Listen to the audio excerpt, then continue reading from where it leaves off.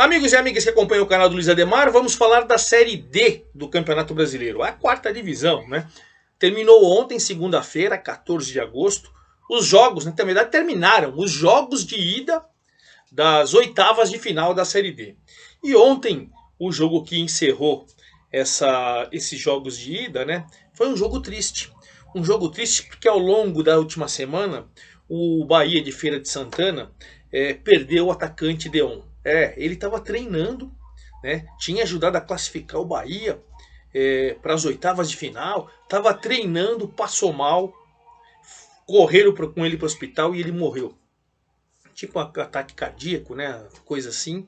Eles falam que é um mal súbito, que na verdade leva à morte. E passou uma semana terrível o Bahia de Feira de Santana. Tanto que o seu jogo era sábado. E aí, por causa de toda aquela situação, morte, velório, apoio à família, todos esses detalhes, pediu adiamento e o jogo foi realizado ontem. E o Bahia de Feira de Santana ganhou do Nacional de Manaus por 2-0. Foi a vantagem mais significativa dessa rodada. O Bahia deu de presente para o Deon, que a gente quer crer, eu pelo menos entendo, que tenho certeza que está lá no céu, ao lado de Deus, e que a família tenha força nesse momento difícil, toda a coletividade, os amigos e tudo. Inclusive, antes desse jogo, os jogadores do Nacional fizeram uma foto lá estúpida. A assessoria falou que não prestou atenção. Parecia que era velando alguém morto no chão. Uma foto estúpida, mas enfim, espero que tenha sido só uma coisa de mau gosto, que não tenha nada a ver. Eles falaram que não tinha nada a ver, mas não tem como aquela foto estúpida ter sido. E principalmente a assessoria de imprensa desculpou, falou que viu a foto. Poxa, viu a foto e não percebeu? Mas enfim, vamos esquecer essa estupidez e vamos rezar para a família do Deon e para que o Deon esteja num bom lugar, certo? Vou explicar sobre tudo isso, sobre todos os jogos. Por quê? Porque a gente teve, né, 8 jogos, foram 4 empates em 0-0, veja o equilíbrio. 3 vitórias dos mandantes e apenas um visitante, o Souza da Paraíba, foi ao Ceará e ganhou. Só um visitante. Então, esses foram os jogos de ida. Eu vou passar tudo para vocês. Antes de mais nada, convido vocês a fazer inscrição aqui no canal do Luiz Ademar, ativar o sininho para cada novo vídeo você seja avisado. E principalmente, pedir o seu like, pedir sua opinião, pedir sua informação, faça a sua pergunta. Vamos trocar aquela ideia que a gente faz sempre no meu Twitter, no meu Instagram, Luiz com Z, Luiz Ademar JR, de Júnior, tá bom? Então vamos lá. Vamos falar dos 4 0-0, porque a gente ficou o seguinte, nessas oitavas de final. Os times agora é mata-mata, certo? Então você faz jogo de ida, jogo de volta, ninguém tem a vantagem de quem tem a melhor campanha é jogar em casa, só isso. 0-0, 8-8, vai para os pênaltis. 1-0, 1-0, vai para os pênaltis. 4-3, 1-0, vai para os pênaltis. Entendeu? Não tem vantagem de saldo de gols fora de casa, não tem nada disso. Então, veja um equilíbrio e veja também como os jogos estão com medo. Vamos lá, no sábado, Patrocinense lá de Minas Gerais jogou com a Portuguesa Carioca 0-0. Jogo com pouca emoção, duas equipes que fizeram boa campanha. O jogo foi no Pedro Nascimento, em Minas Gerais, e o jogo muito amarrado, terminou 0-0. Agora, no jogo de volta, a Portuguesa no domingo agora dia 20, às 16 horas, no Luso Brasileiro, recebe o Patrocinense. Novo empate, pênaltis. Quem vencer, óbvio, quem vencer vai para as quartas de final. Perfeito? Esse foi 0-0. Outro 0-0 que aconteceu, Caxias e Ceilândia. Quase 8.000 pessoas lá no Centenário, em Caxias do Sul, foram apoiar o time do Gustavo Guzmão, o Caxias jogando em casa, mas o jogo foi sem emoção. O Ceilândia, que era o adversário, né, jogou fora de casa, foi até um pouquinho melhor. O time do Adelson de Almeida teve um pouquinho mais de chance, mas outro jogo amarrado. Mas se fosse por chances mais contundentes, o Ceilândia até foi um pouquinho melhor. 0-0. E agora o Ceilândia no sábado, 19 de agosto, às 15h30, lá no Distrito Federal, né? O Ceilândia vai receber o Caxias, novo empate, pênalti. E aí, evidentemente, quem vencer está classificado. Mais um 0 a 0 no domingo, no Castelão, né? O Castelão em São Luís do Maranhão. O Maranhão, só 988 pessoas pagantes, hein? Só 988, não deu nem 1000. O Maranhão, do Zé Augusto, empatou em 0 a 0 com o Retrô de Pernambuco, do Marcelo Martelotti. 0 a 0, jogo amarrado, mas o Retrô também, o visitante, que teve as melhores oportunidades, tanto que o destaque da partida foi o goleiro Moisés, goleiro do Maranhão, que segurou o 0 a 0. Moral da história, agora, né, o Retrô vai jogar em casa, sábado 18 horas, sábado agora, 19 e 18 horas, lá na Arena Pernambuco. Recebe o Maranhão, mesma coisa. Novo empate, pênalti. Quem vencer, classificado. E terminando o festival de empates, de 0 a 0, a gente teve no domingo, para 3.706 pagantes, o Nacional da Paraíba, lá no Zé Cavalcante, em Patos, empatou 0 a 0 com o Ferroviário, que é o Ferroviário do Ceará, que é o time de melhor campanha. 0 a 0, evidentemente o jogo foi fraco. O Ferroviário do Paulinho Kobayashi tentou um pouco mais, mas o Nacional do Rodrigo Fonseca segurou 0 a 0. E aí a gente vai para o Castelão, agora no domingo, 17 horas, lá em Fortaleza, no Castelão.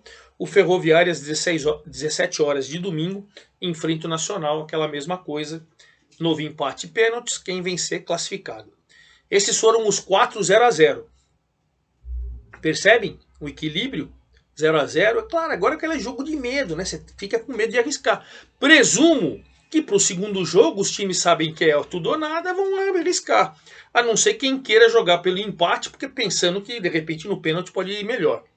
Mas enfim, vamos ver, poucos gols, né? 4 0 a 0. Aí o único time que venceu fora de casa, esse tem uma boa vantagem, foi o Souza da Paraíba. Foi até o Presidente Vargas em Fortaleza, né? Só 102 pagantes. Vejam que os times não têm grandes torcidas, né? Falei para vocês, né? 102 pagantes. O Souza ganhou do Atlético Cearense por 2 a 1. Stone fez 1 a 0 no primeiro tempo aos 17. Ainda no primeiro tempo, no finalzinho, o Everton Potiguar empatou para o Atlético Cearense.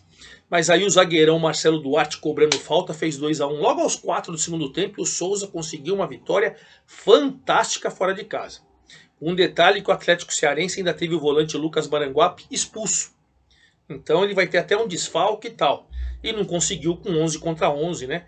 Aí teve que ficar com 10 contra 11 para buscar o empate, ficou mais difícil. Agora, podendo empatar, o Souza vai jogar em casa, lá em Souza, na Paraíba. Domingo, 16 horas, joga pelo empate para se classificar. O Atlético Cearense precisa ganhar por 1 gol de diferença para levar para os pênaltis. E só se classifica no tempo normal com 2 ou mais gols de diferença, certo? É essa a situação do Souza, a melhor situação de todos, porque venceu fora de casa o único. Agora os mandantes, a Ferroviária, hein? Ferroviária de Araraquara, quase não se classificou na primeira fase, foi muito mal no turno da primeira fase, quando mandou até o técnico Elano embora. Aí efetivou o Alexandre Lopes, que era do Sub-20, e olha, cresceu, se classificou agora para as oitavas de final, da segunda fase para as oitavas de final. E estreou vencendo o Anápolis do Luiz Carlos Vinck por 1 a 0 em Araraquara. Gol do Paulinho Santos. 2.320 torcedores apoiaram, empurraram a locomotiva de Araraquara no interior de São Paulo. E agora o Anápolis vai jogar domingo, 16 horas em casa, lá em Anápolis, em Goiás. E vai ter que vencer por 2 ou mais gols de diferença para se classificar no tempo normal. Vitória por 1 gol, pênalti. A Ferroviária vai jogar fora de casa pelo empate, certo? Aí vamos pro Camboriú, que pegou o Atlético de Minas Gerais, né? Time empresa lá de São João del Rei e tal. E com um gol do Carlinhos aos 44 do segundo tempo, o Camboriú, que está jogando lá em Ercílio Luz, em Itajaí, né? Do Gigantão das Avenidas, 1.273 pagantes apenas, conseguiu vencer o forte Atlético do Cícero Júnior. O time do Quinho Forgiarini venceu por 1 a 0 e abriu uma boa vantagem, hein? Agora lá em São João del Rei, sábado, 15 horas, o Atlético tem que ganhar por 2 ou mais gols de diferença para se classificar. Se vencer por 1 gol de diferença, vai para os pênaltis. O Camboriú vai jogar pelo empate. Maravilha? Aí o jogo de ontem, né? O jogo de ontem, onde o Bahia de Feira de Santana estava em luto pelo Deon, mas conseguiu dar para o Deon lá em cima e para sua família e para toda a coletividade, né, do Bahia de Feira de Santana, uma vitória interessantíssima. Interessantíssima em cima do Nacional do Amazonas por 2-0. Paulinho fez no primeiro tempo e o Tony Galego ainda no primeiro tempo fez 2-0. No segundo tempo o jogo foi mais equilibrado, o Nacional saiu um pouco mais, tentando descontar, mas uma vitória fantástica do Bahia de Feira de Santana, lá na Arena Cajueiro. 2-0, ou seja, o Bahia vai jogar com o Nacional, né? O jogo vai ser sábado, 16 horas, lá em Manaus, e pode perder por um gol de diferença o Bahia de Feira de Santana. O Nacional, para levar para os pênaltis, tem que fazer 2 gols. E para se classificar no tempo normal, 3 ou mais. Então uma vantagem maiúscula, a maior vantagem que tem nos jogos de ida, o Bahia de Feira de Santana. Certo? Então a situação é essa, 4 empates 0-0, 3 times vencendo dentro de casa, a Ferroviária que venceu o Anápolis, né? O Camboriú que venceu o Atlético de Minas Gerais e o Bahia de Feira que venceu o Nacional do Amazonas. E o Souza da Paraíba, fora de casa, lá no Presidente Vargas em Fortaleza, venceu e agora tem uma vantagem maiúscula dentro de casa em Souza. E claro, sábado e domingo eu vou acompanhar todos os jogos, todos os detalhes, todas as curiosidades e trarei para vocês certeza tudo que estiver acontecendo. Lembrando que o artilheiro do campeonato é o Heron, com 12 pontos, com 12 gols, do Caxias, está classificado. O Pablo Tomás, do Operário, além de ter eliminado o Operário, ele já está jogando no Guarani. Marcelo Toscano é o vice-artilheiro com 9 gols, ele da Portuguesa Santista tem 3 a menos que o Heron.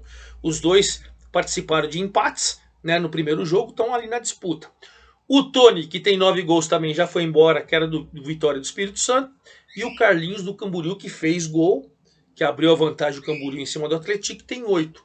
Então esses são os principais artilheiros. E claro, nesse final de semana, assim que tudo for definido, eu venho com os classificados e principalmente, né, com os confrontos da próxima fase, mais um mata-mata. E aí nos confrontos da próxima fase, os 4 classificados já garantirão o acesso para a Série C. E aí vão correr atrás do título, certo? É isso aí, forte abraço a todos, até lá!